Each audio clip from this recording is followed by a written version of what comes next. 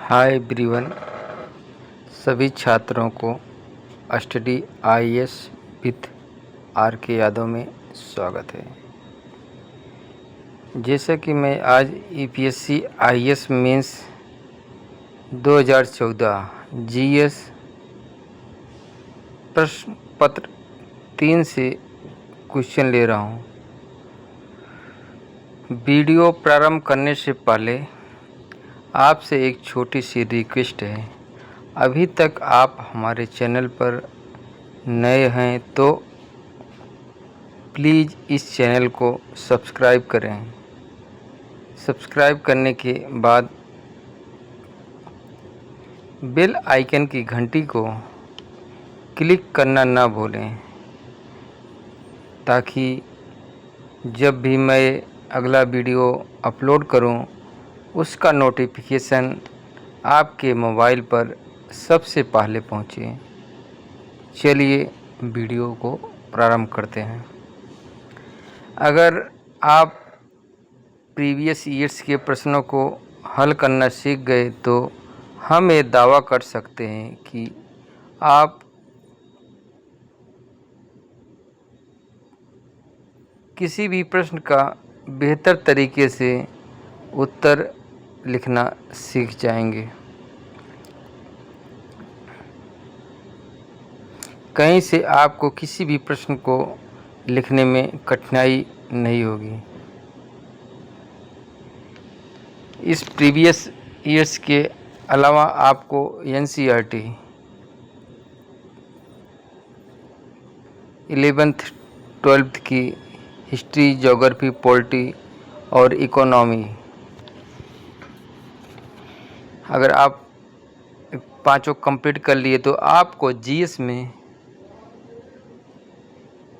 किसी भी प्रश्न को हल करने में कहीं से कोई कठिनाई नहीं होगी। अब हम सीधे प्रश्न पर चलते हैं। प्रश्न है, पूंजीवाद ने विश्व अर्थव्यवस्था की अभूतपूर्व समृद्धि तक दिशा निर्देशन किया है, परंतु फिर भी वह अक्सर अदूरदर्शिता को प्रोत्साहित करता है तथा धनवानों और निर्धनों के बीच विस्तृत असमानताओं को बढ़ावा देता है।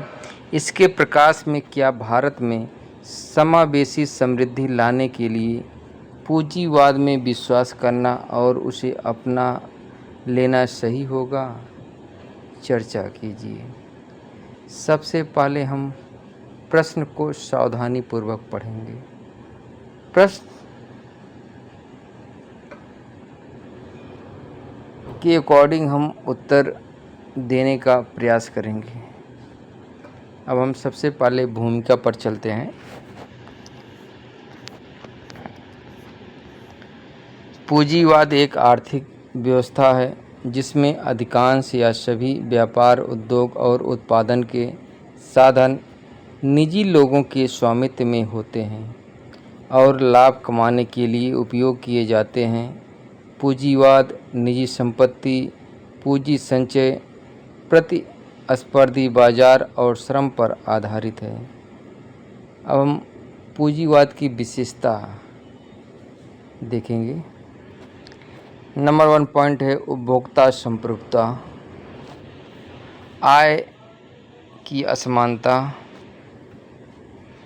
उद्यम की स्वतंत्रता, निजी संपत्ति का अधिकार। अगर हम इन सब के बारे में डिटेल से विस्तार से समझेंगे तो प्रश्न का प्रारूप लंबा हो जाएगा। हम सीधे मुख्य भाग पर चलते हैं। पूंजीवाद सोचता है कि बाजार लोगों तक सामान जल्दी और कुशलता से पहुंचाने का एकमात्र तरीका है और बाजार का अदृश्य हाथ अधिकांश लोगों के लिए सबसे अच्छा लाभ प्राप्त करने के लिए चीज़ों को नियंत्रित करता है। जबकि हस्तक्षेप अर्थव्यवस्था ने उच्च आर्थिक लाभ प्रदान किए हैं, परंतु वे न्याय संगत नहीं रहे हैं और अत्यधिक असमान समाज को बढ़ावा दिया है। पूंजीवाद में सामाजिक असमानता, धन और शक्ति का अनुचित वितरण, बाजार एकाधिकार या अल्पाधिकार की प्रवृत्ति, साम्राज्यवाद, प्रतीकांतकारी युद्ध, विभिन्न प्रकार के आर्थिक और सांस्कृतिक शोषण, भौतिकवाद, श्रमिकों का दमन, सामाजिक अलगाव और आर्थिक अस्थिरता जैसी समस्याएं हैं। इससे समाज में उच्च गिनी गुणांक और इससे जुड़ी सामाजिक अशांति, व्यापक संकट, कम मानव विकास, संकेतक आदि जैसी समस्याएं उत्पन्न होती हैं। इसके अलावा 2008 के वित्तीय संकट ने साबित किया कि अनियमित बाजार स्वयं सुधार करने में सक्षम होते हैं। एक असत्य है, एक ऐसा झूठ जो पश्चिमी देशों में हल्के ढंग से विनियमित बैंकिंग क्षेत्र द्वारा बनाए रखा गया था। इस हल्के विनियमन के कारण बैंकरों द्वारा उच्च वेतन के लिए अत्यधिक जोखिम उठाया गया और अंततः प्रणाली ध्वस्त हो गई, जो अर्थव्यवस्था के सबसे महत्वपूर्ण हिस्से तक पहुंच गई, जिससे ऋण प्रणाली की गति रुकने के कारण बड़े पैमाने पर संकट पैदा हो गया। यहाँ तक कि पश्चिम में भी इन कमज़ोर क्षेत्रों की सुरक्षा के लिए श्रम और पर्यावरण के बारे में नियम बनाना महत्वपूर्ण था। पूंजीवादी मॉडल के तहत भारत में अधिकांश लोगों के लिए समावेशी तरीके से विकास लाना संभव नहीं है। अर्थव्यवस्था का मिश्रित स्वरूप होना महत्वपूर्ण है, जिसका अर्थ है बाजार में सभी को उचित मौका देते हुए समाजवादी मूल्यों को अपनाना। अब हम निष्कर्ष पर चलते हैं।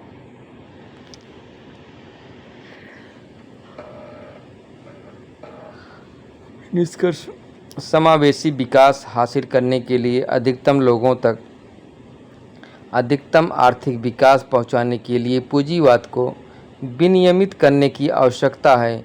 दोनों पक्षों में संतुलन का विचार ही सतत विकास और समावेशी विकास को संभव बनाता है।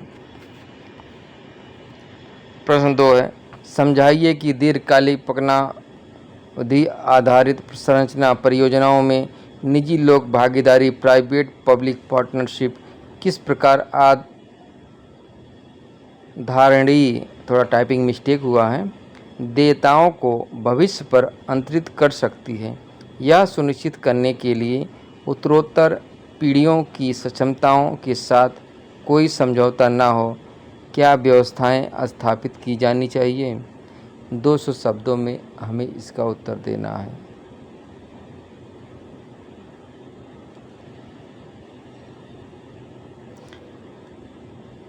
सबसे पहले हम प्रश्न को समझने का प्रयास करेंगे, उसके अनुरूप हम उत्तर को देंगे। अब सीधे हम भूमिका पर चलते हैं। भूमिका क्या है? सार्वजनिक निजी भागीदारी पीपीपी सार्वजनिक सेवाओं और बुनियादी ढांचे के प्रावधान में जोखिम और लाभ साझा करने के लिए सार्वजनिक और निजी हितधारकों के बीच औपचारिक रूप से स्थापित समझौते हैं। पीपीपी एक ऐसा मॉडल है जिसे बुनियादी ढांचे और सार्वजनिक सेवाओं को अधिक कुशलतापूर्वक और प्रभावी ढंग से वितरित करने के साधन के रूप में दुनिया भर की सरकारों द्वारा व्यापक रूप से अपनाया गया है।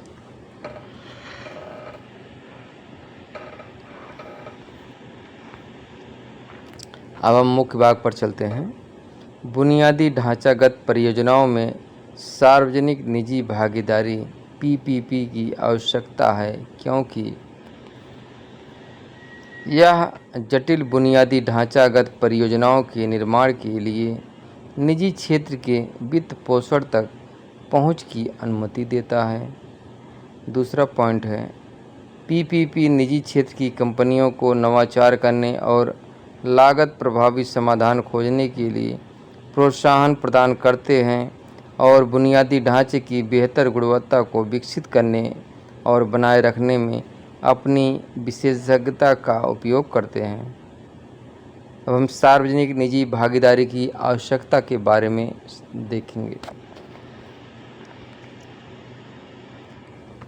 नंबर 1 है अप्रत्यक्ष विदेशी निवेश आकर्षित करना।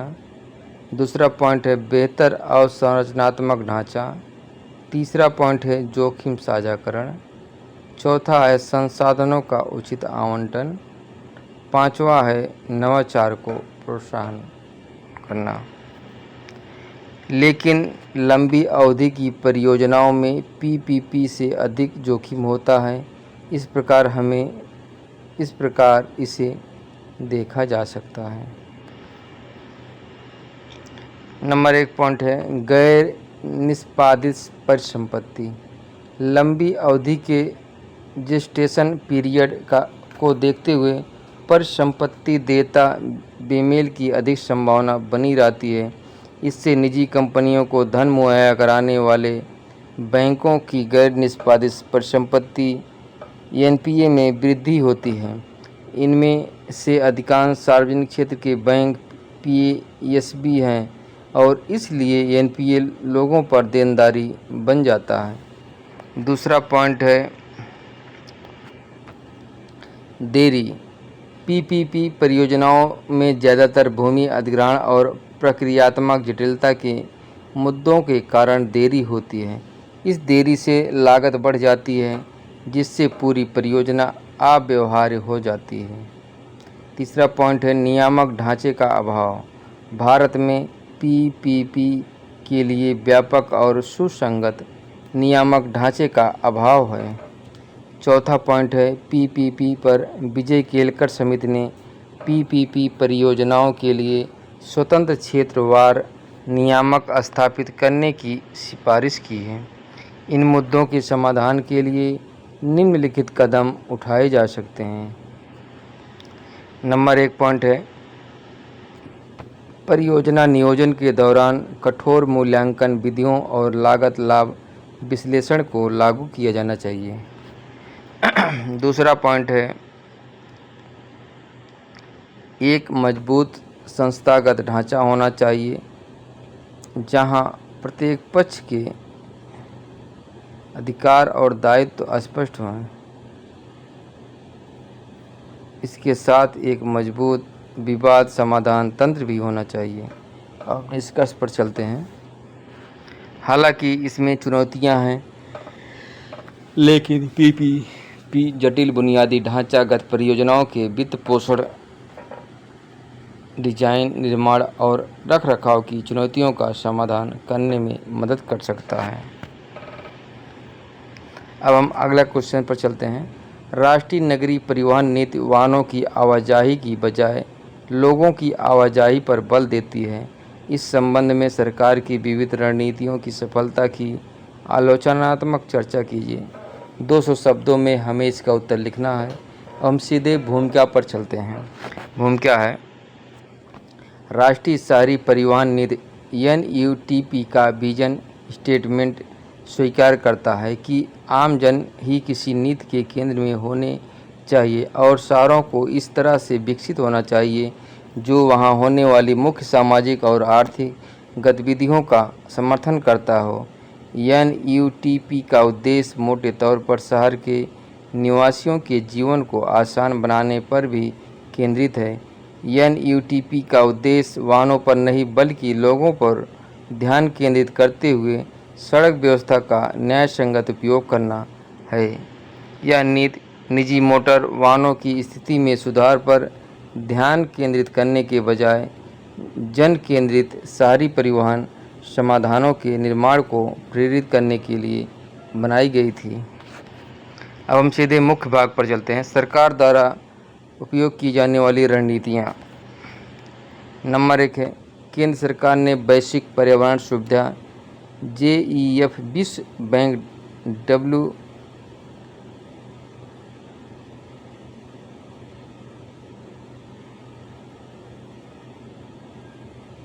बी और संयुक्त राष्ट्र विकास कार्यक्रम के साथ साझेदारी में सतत शहरी परिवहन परियोजना शुरू की है। दूसरा पॉइंट है बड़े पैमाने पर सार्वजनिक परिवहन स्थापित करने की नीति। बड़ी आबादी यानी 2 मिलियन से ऊपर वाले हर शहर में मेट्रो स्थापित किए जाने की नीति। तीसरा पॉइंट है बसों, टैक्सियों, सड़कों आदि के लिए अलग निकाय के बजाय लोगों की आवाजाही की योजना बनाने के लिए एकीकृत परिवहन प्राधिकरण को प्रोत्साहित करना है। चौथा पॉइंट है FSI में वृद्धि करके शहर में जनसंख्या का संकेंद्रण बढ़ाया जाएगा ताकि शहरी फैलाव को रोका जा सके। इस नीति का सकारात्मक प्रभाव सार्वजनिक परिवहन का उपयोग करने वाले अधिक लोगों पर देखा जा सकता है। हालांकि सरकार की विभिन्न रणनीतियों जैसे BRT, JNNURM आदि ने कई समस्याओं का समाधान नहीं किया है। अब हम इनकी समस्याओं के बारे में देखते हैं। नंबर 1 है दिव्यांगों और वृद्ध लोगों की ज़रूरतों को नज़रअंदाज करना। तीसरा है पैदल यात्रियों की सुरक्षा नहीं है। तीसरा पॉइंट है सार्वजनिक परिवहन का उपयोग करने में कठिनाई। चौथा पॉइंट है शहरी परिवहन सेवाओं में भारी घाटा और बुनियादी ढांचा, गुणवत्ता और मात्रा दोनों में कमी है। अब हम सीधे निष्कर्ष पर चलते हैं। निष्कर्ष है वाहनों के बजाय लोगों के लिए पर्याप्त सड़क स्थान के अधिक न्यायसंगत आवंटन की आवश्यकता है। इसके अलावा आधुनिक परिवहन प्रणालियाँ शुरू की जानी चाहिए और एजेंसियों और लोगों के बीच बेहतर समन्वय के लिए संस्थागत तंत्र स्थापित किए जाने चाहिए। सरकार को इन मुद्दों को संबोधित करके लोगों के बीच सार्वजनिक परिवहन के उपयोग को प्रोत्साहित करने के अलावा बिजली और परिवहन के अन्य गैर प्रदूषणकारी साधनों की लोकप्रियता को प्रोत्साहित करने की आवश्यकता है। इससे कम बुनियादी ढांचे की लागत, कम आघात व्यय और ईंधन आयात पर बचत के मामले में सरकार की बचत में वृद्धि होगी। अब हम अगले प्रश्न पर चलते हैं। रक्षा क्षेत्र में प्रत्यक्ष विदेशी निवेश FDI को अब उदारीकृत करने की तैयारी है। भारत की रक्षा और अर्थव्यवस्था पर अल्पकाल और दीर्घकाल में इसके क्या प्रभाव अपेक्षित हैं? 200 शब्दों में हमें इसका उत्तर देना है। हम सबसे पहले प्रश्न के अकॉर्डिंग भूमिका को लिखेंगे। हाल के वर्षों में भारत सबसे बड़े हथियार आयातक के रूप में उभरा है।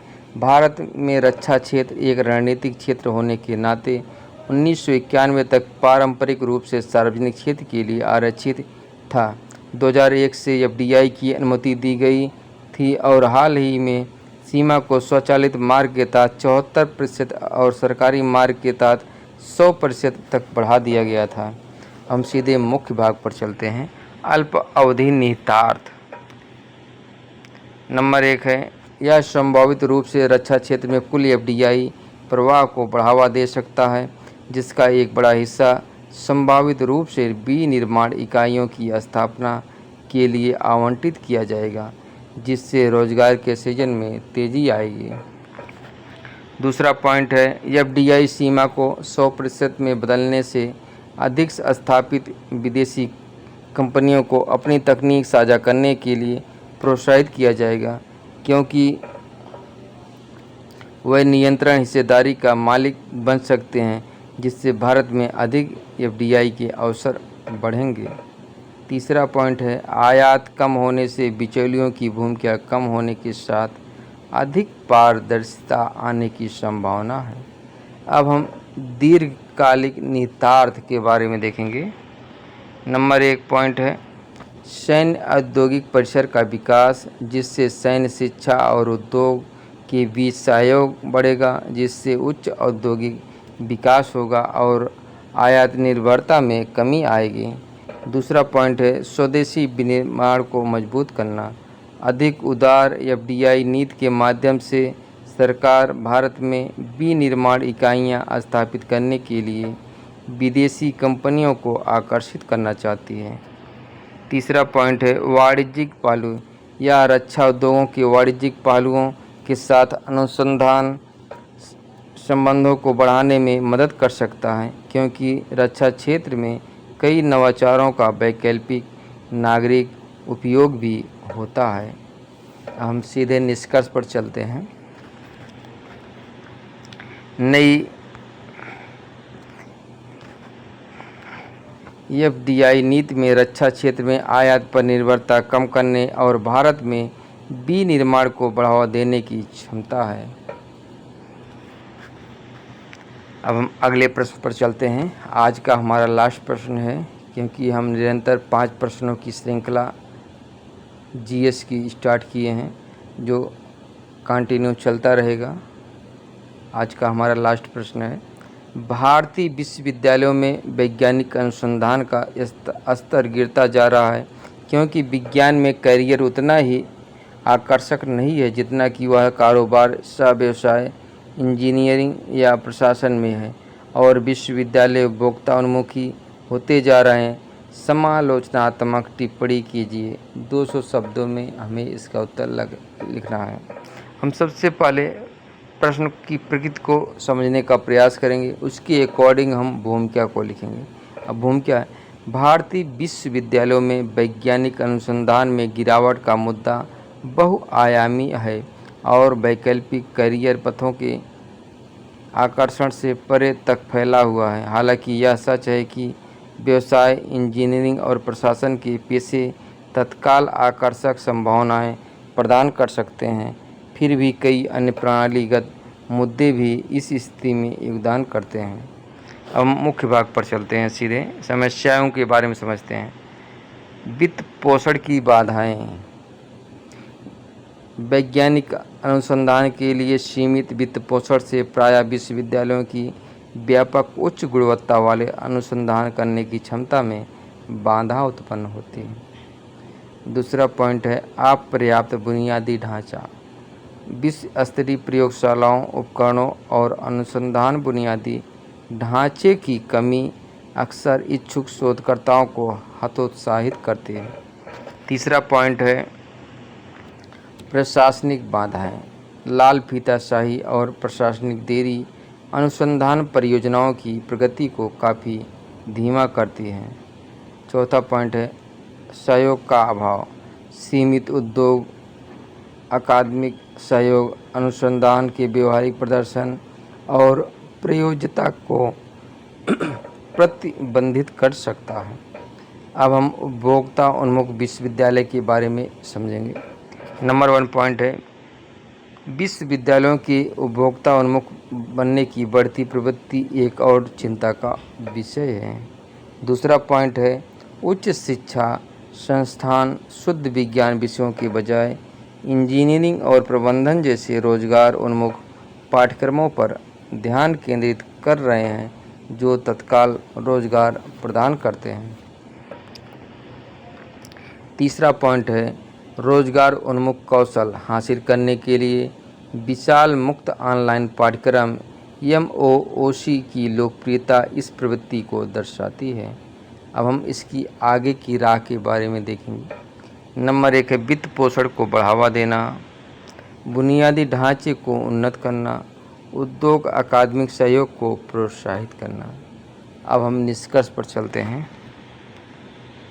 जबकि वैकल्पिक करियर पथों का आकर्षण भारतीय विश्वविद्यालयों में वैज्ञानिक अनुसंधान की गिरावट में एक भूमिका निभाता है, प्रणालीगत मुद्दों को संबोधित करना और विश्वविद्यालयों की उपभोक्ता उन्मुख फोकस को बदलना भारत में वैज्ञानिक अनुसंधान को पुनर्जीवित करने के लिए आवश्यक है। इसी के साथ आज 5 प्रश्नों की श्रृंखला का ये लास्ट प्रश्न था। SDIAS विथ RK यादव में